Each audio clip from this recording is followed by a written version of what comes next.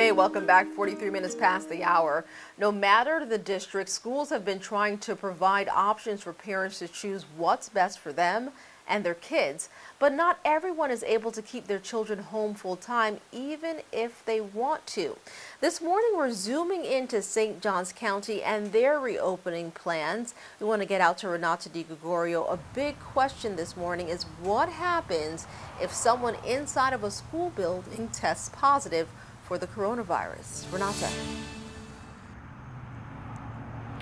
Good morning, Keitha. Well, if a child or a staff member tests positive inside your student's school, you might not know about it, and that is because they only inform the people who are directly impacted. But many of the district's answers to frequently asked questions about this involve saying that they're following CDC guidelines.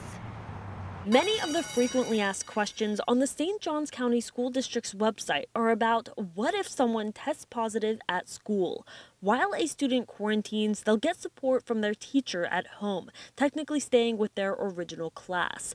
The district states that testing negative after needing to quarantine is not required, and that the local health department and school nurse will provide guidance with how and when to return to school. So what if someone in a classroom tests positive for COVID-19? Does everyone in the classroom need to quarantine? According to the school district's frequently asked questions site, they say no. That would only go for people who are within 6 feet of the positive person for 15 minutes without PPE. St. John's Education Association President Michelle Dillon says this what if is on the minds of a lot of teachers too. I am still getting questions, have been and continue to get questions about that. What does that look like? Do I tell everyone? Am I quarantining?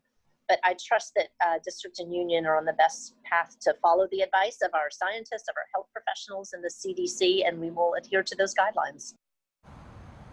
The district states it will not set up rapid testing sites, that Flagler Health and the health department aren't in charge of those. And for the daily changes, you can go to firstcoastnews.com and look for this story.